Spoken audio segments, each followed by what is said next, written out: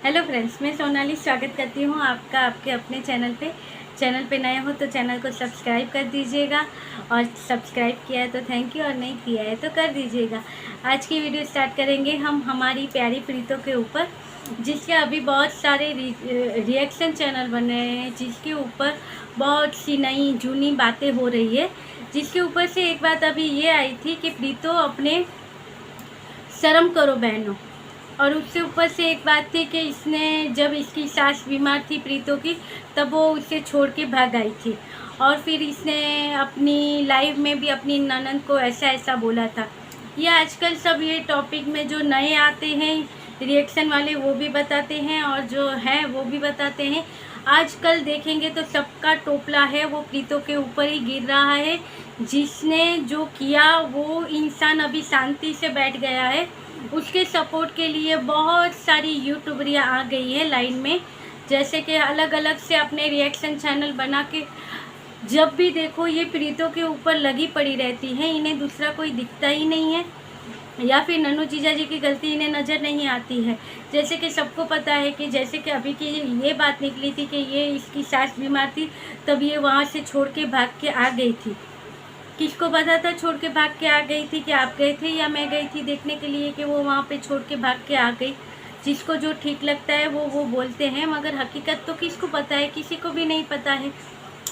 मगर प्रीतो ने अपने एक वीडियो में कहा था, क्योंकि अभी नन्नू जीजा जी के चैनल से भी बहुत सारी जो इनकी जो भी वीडियो थी, जो ब्लॉगिंग, जो इनकी अच्छी अच्छी यादें कही जाती थी या हैप्पी मैरिज लाइफ कही जाती थी, वो सारी वीडियो डिलीट है। और प्रीतो ने भी सारी वीडियो डिलीट कर दी है।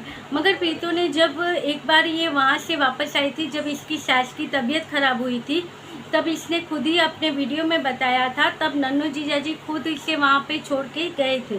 जैसे कि सबको पता है, इनका जब दोबारा रिश्ता जुड़ा था तब प्रीतो की तरफ से तो हमें दिखा था कि प्रीतो ने अपने इफ़ेक्ट डाले थे, मगर नन्नू जीजा जी की तरफ से इतने इफ़ेक्ट नहीं दिखे थे। जैसे कि प्रीतो ने समझौता करने के बाद भी प्रीतो ने वो घर को अपना लिया था, मगर वहाँ के लोगों ने प्रीतो को नहीं अपनाया था, और प्रीतो के मैके वालों को भी नहीं अपनाया था। जब प्रीतो वहाँ जाती थी तो सबको अपना लिया था।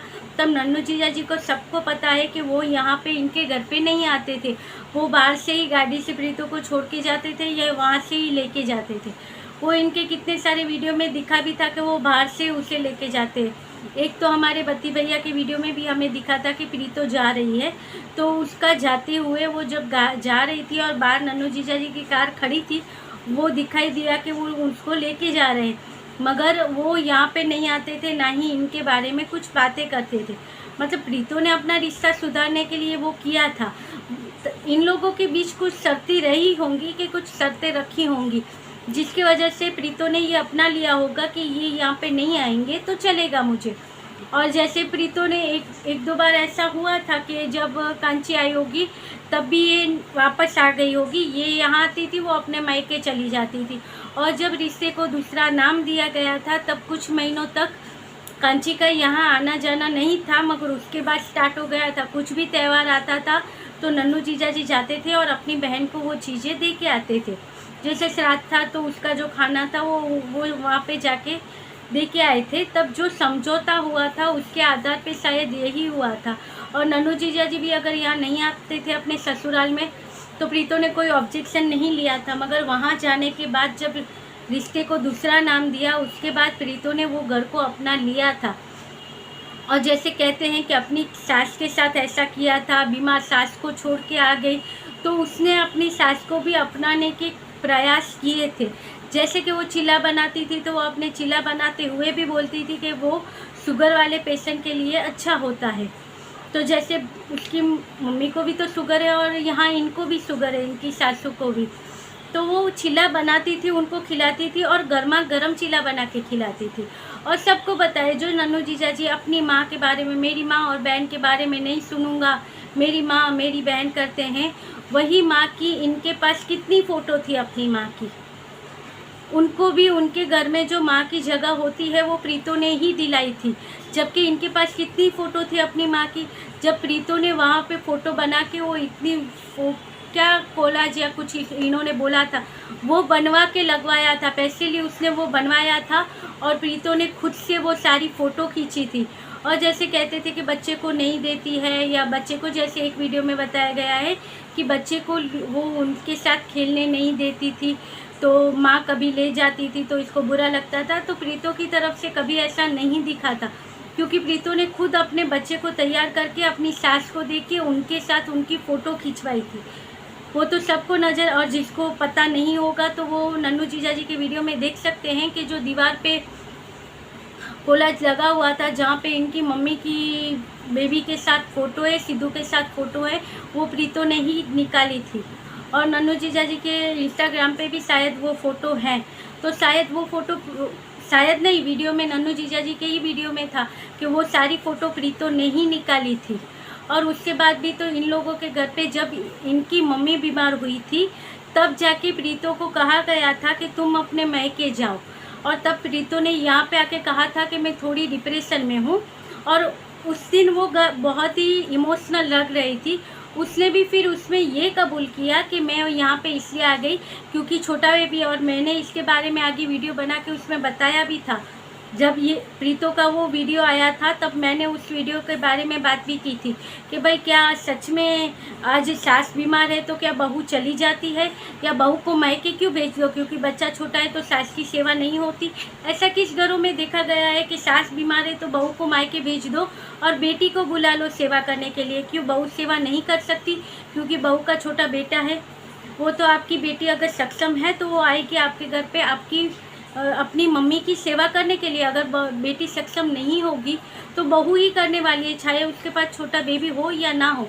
तो उसको ये रीज़न से भेज दिया था। और प्रीतो ने भी फिर ये लोग ने कवर किया था कि प्रीतो को इसलिए भेजा गया है, या प्रीतो मैं इसलिए आई हूँ कि वहाँ पे सासू माँ की तबीयत जब ज़्यादा ख़राब है तो उनकी देखभाल के लिए चाहिए। और जब घर में छोटा बेबी होता है तो उसके बहुत सारे काम होते हैं, जो काम करने के, जो छोटा बेबी हो तो बहुत सारे काम होते हैं, तो उनकी सेवा नहीं हो सकती है।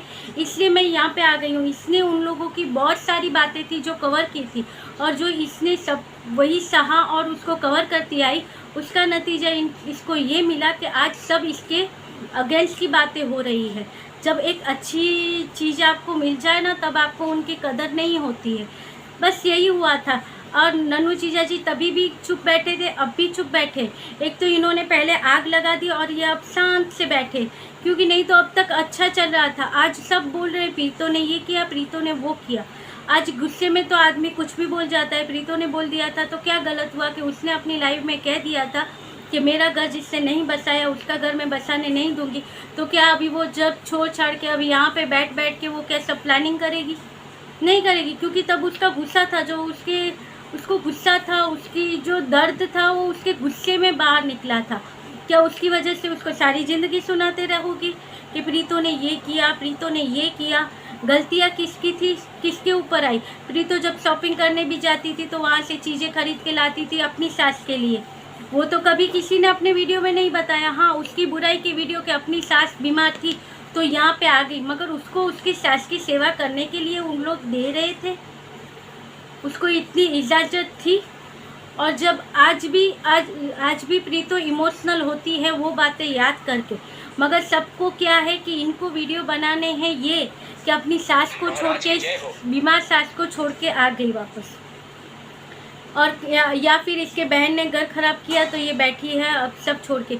अगर वो आदमी, अगर एक आदमी एक बार मौका दे के देखता है मगर दूसरी बार भी वही गलती हो तो क्या तीसरी बार मौका दे? और तीसरी बार चौथी बार मौका देने वाला आदमी मूर्ख होता है। जैसे कि प्रीतो ने एक बार मौका दे के देखा ना, और दूसरी बार भी मौके की बात कब हो रही है कि मैं फिर भी देखिए माफ़ी कैसे मांगी जाती है कि मैं यूट्यूब के ऊपर माफ़ी मांग रहा हूँ सबके सामने कि तुम वापस आ जाओ। अभी भी इनका ईगो नीचे नहीं गया है। किनका? नन्नू जीजा जी का। कहाँ? क्योंकि ये क्या बोल रहे हैं कि तुम जैसे गई थी वैसे आओ। इनकी सुई वहाँ से ही अटकी हुई। अगर आज आपको फील हो रहा है कि चलो ठीक है, रिश्ते को नया नाम देना है, नई शुरुआत करनी है, भूलते हैं सब बातें, अगर ये आ जाएगी तो लोग जो रिएक्शन चैनल वाले जो वीडियो बनाते हैं इनके ऊपर वो नहीं बनाएंगे। तो ये वहाँ पे जाके उसको लेके आ सकते थे। वो पॉइंट कोई नहीं देख रहा है। पॉइंट क्या देख रहे थे, उसने माफ़ी मांगी थी मगर ये नहीं गई, क्योंकि इसको कुछ ऐसी औरतें रहती हैं जिन्होंने कहा है वो नहीं गई, उसको जाना चाहिए। तुम अपने बच्चे के बारे में सोचो। एक बार तो उसने अपने बच्चे के बारे में सोच के उन्हें मौका दिया था ना। फिर क्या हुआ, जब वही बातें दोहराई गई होंगी तब वो आ गई, और अब तो वो उस तरह से आई है कि उसे वहाँ जाने से डर लग रहा है, कि वो कह रही है कि उसकी जान पे आन बनेगी। और सही बात है कि अगर ऐसा कुछ हुआ तो उसके पास छोटी सी जान है जिसको माँ की ज़रूरत है, तो फिर क्यों तीसरा मौका क्यों दे। मगर नहीं, यहाँ पे तो कुछ औरतें रहती हैं जो ज्ञान बांटती रहती है कि दूसरा मौका दे दो, तुम्हें देना चाहिए, तुम्हें जाना चाहिए। मगर रियल पॉइंट कहाँ पे था, किसी को नहीं। बस उन्होंने यूट्यूब पे बोल दिया कि मैं माफ़ी मांग रहा हूँ, जैसे गई थी वैसे आ जाओ। अरे माफ़ी मांग रहे हो, आपको फील हो रहा है तो जाओ, वहाँ जाके लेके आओ। हक से जाते, हक से कहते तो तुम्हारी वाइफ है, क्यों नहीं आ जाती। और इतना तो हमें भी समझ में आता है कि जब आपकी ऐसी क्लिपें सामने आ जाए जिसमें आपने अपनी माँ के बारे में, अपनी बीबी के, माँ के नहीं, अपनी पत्नी के बारे में बुराई की हो, और वो वीडियो जब दूसरे देश की औरत सामने लाती है, तब जाके आप कहते हो कि मैं माफ़ी मांगता हूँ, आ जाओ। तो कौन आएगी? जो मूर्ख होगी वही आएगी, नहीं तो कोई नहीं आता है ऐसे वापस। जब आपको पता चले कि आपका हस्बैंड है, जब दूसरे जो देश की जो ब्लॉगर हैं उनके पास, या अपने देश की ही ले लो, कोई भी ब्लॉगर है, उनके सामने आपकी बुराई कर रहा है, आपके बारे में नई नई साजिशें कर रहा है, और आप कहो कि तुम वापस, और फिर जब पोल पट्टी खुलती है तब वो कहता है कि मैं माफ़ी मांगता हूँ, तुम आ जाओ। तो क्या वो आएगी? आज उसकी जगह पे खुद को रख के देखो कि अगर आपके साथ आज ऐसा हो, आपको पता चले आपके हस्बैंड के साथ अनबन चल रही हो, आप अपने मायके में हो, और जब आपको पता चले कि आपका हस्बैंड, आपको सबूत मिले कि आपके हस्बैंड ने दूसरों के सामने आपकी बुराई की है, वो क्लिपें आप देखो, और फिर आपका हस्बैंड कहे मैं माफ़ी मांगता हूँ, तुम आ जाओ, तो क्या आप उसको तीसरा मौका दोगे? नहीं दोगे। तो जो ऐसा बोलते हो पहले अपने ऊपर रख के देखो, तब मालूम पड़ेगा कि एक औरत का दर्द क्या है। वो क्यों नहीं जाना चाहती है, उसकी तकलीफ़ क्या है, वो नहीं देखनी है। बस वही और कोई है जो पुराने वीडियो लेके, पुरानी बातें लेके बैठ जाते हैं, जो कि एक है जो अभी प्रीतो की रिसेंटली अभी शादी का वो सब सामने ला रहे हैं, तो उनका भी तो वही है। वो भी क्या बताना चाह रहे हैं, यही सब बताना चाह रहे हैं, मगर भाई साहब वो बहुत लेट चल रहे हैं। जबकि आज ये वो बातें बता रहे हैं तो वो तो सारे दोनों तरफ से वीडियो डिलीट है, वो किसी को नहीं दिखेंगे। तो प्रीतो की तरफ से जो मैंने अभी ये सुने थे, ये जो रिएक्शन वाले थे, ये तो सारी गलत बातें हैं। और इनके ऊपर अभी भी ये अपने रील्स डालेंगे तो उसके ऊपर भी यही कमेंट आएंगे कि तुम उसको छोड़ के आ गई हो, इसको अपना घर नहीं बसाना है। और कोई है जो इस तकलीफ़ में से गुजर रहे हैं, वो लोग समझ रहे हैं इसकी तकलीफ़। जैसे कि इसको एक कमेंट था जिसमें लिखा हुआ था कि नहीं आप लोग अच्छा कर रहे हो, प्रीतो को सपोर्ट कर रहे हो। उसकी फैमिली के लिए था, उसकी बहन के लिए था कि अच्छा था कि आप अपनी बहन को सपोर्ट कर रहे हो, आप लोग अपनी लड़की को सपोर्ट कर रहे हो, क्योंकि मुझे पता है कि ये सिचुएशन में उसकी दिमाग की हालत कैसी होती है। क्योंकि मेरी बेटी का भी अभी डिवोर्स हुआ था और वो किस मेंटली स्ट्रेस से गुजर रही है मैं जानती हूँ, इसलिए मैं भी प्रीतो को सपोर्ट करती हूँ। तो जब आपके साथ हो तब आपको पता चलेगा, नहीं तो ऐसे ही बैठे बैठे कमेंट करने से, उंगलियां टाइप करने से कुछ नहीं होता है। सिर्फ आप किसी का दिल दुखाते हो, और जब किसी का गम आप कम ना कर सको तो उसका गम बढ़ाना भी नहीं चाहिए। आज ऐसे कमेंट की वजह से उसको तो फिर से स्ट्रेस होगा, मगर मुझे ये भी कहना है कि उसको स्ट्रेस नहीं लेना चाहिए। मेरा चैनल इतना बड़ा नहीं है कि वहाँ तक मेरी बात पहुँचे, पर अगर पहुँचे तो अच्छी बात है कि उसको स्ट्रेस नहीं लेना चाहिए। प्रीतो को ये सारी बातें छोड़ के, जैसे इसने मूव ऑन किया है, अपनी लाइफ में आगे बढ़ती है, बस वैसे ही बढ़ती रहे। क्योंकि छोटा बेबी भी है साथ में, तो उसको टेंशन नहीं लेनी चाहिए। पूरा फोकस अपने कैरियर पे और अपने बच्चे पे करना चाहिए। इनको तो अच्छा है, इनके पास तो इतने सारे सब्सक्राइबर हैं, यूट्यूब चैनल है, वो इंडिपेंडेंट है तो वो कर सकती है। बाकी नुकसान तो जिसने खोया है उसका ही हुआ है। और इसके बारे में आगे भी बातें जो होंगी वो हम करते रहेंगे। और ये था मेरा आज का वीडियो। आप लोगों को अगर इसके बारे में कुछ सजेशन हो तो आप मुझे कमेंट कर सकते हैं, और प्रीतो के बारे में जो आपकी राय है वो भी आप मुझे कमेंट करके बता सकते हैं कि ये जो सास को छोड़ के आ गई और ये बातें कितनी सच्चाई है इसमें, क्योंकि इसमें कोई सच्चाई नहीं है। इसका एक एक ब्लॉग मैंने देखा, इन दोनों की एक एक वीडियो मैंने देखी। प्रीतो को पिछले 4 साल से मैं फॉलो करती हूँ। इसका जो पहला चैनल था तभी भी मैंने कहा था, मैंने उससे सारे वीडियो देखे। दूसरा जो चैनल था उसके सारे वीडियो देखे थे, जिसमें इसके एक्स की भी थी। मगर उसकी बातें जब मैंने की थी एक्स की, तो मुझे एक्स की तरफ से कमेंट आया था कि तुम ये वीडियो डिलीट करो, नहीं तो मैं तुम्हारे ऊपर कॉपीराइट लगाऊंगा। अभी वो स्क्रीनशॉट मेरे पास है, मगर मैं वो बता नहीं सकती क्योंकि मुझे इसमें एडिटिंग करना नहीं आता है।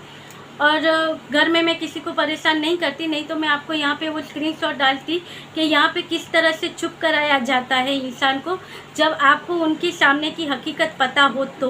तो बस यही था आज का वीडियो। बाकी प्रीतो के बारे में जो भी बातें होती रहेंगी और मुझे गलत लगेगी तो मैं उसके बारे में ज़रूर बोलूँगी, क्योंकि मैंने उसके हर एक वीडियो देखे हैं 4 साल से, पहले से लेके अब तक के। और कहाँ ये सही है कहाँ गलत नहीं है, थोड़ा बहुत तो हमें भी उसके वीडियो के ऊपर से पता चलता है। ये था मेरा आज का वीडियो। अच्छा लगे तो लाइक शेयर और सब्सक्राइब कीजिएगा, चैनल को सब्सक्राइब कीजिएगा, क्योंकि आपके सपोर्ट की मुझे बहुत ही ज़रूरत है। अगर आप चाहते हो एक हाउसवाइफ भी अपने परिवार को मदद कर सके, जिसका छोटा सा परिवार है, जिसको कोविड की वजह से बहुत तकलीफ़ें हुई हैं, तो आप चाहते हो कि वो भी अपनी लाइफ में कुछ कर सके, तो प्लीज़ चैनल को सपोर्ट कीजिएगा और सब्सक्राइब कीजिएगा। मिलेंगे अगले वीडियो में, तब तक के लिए।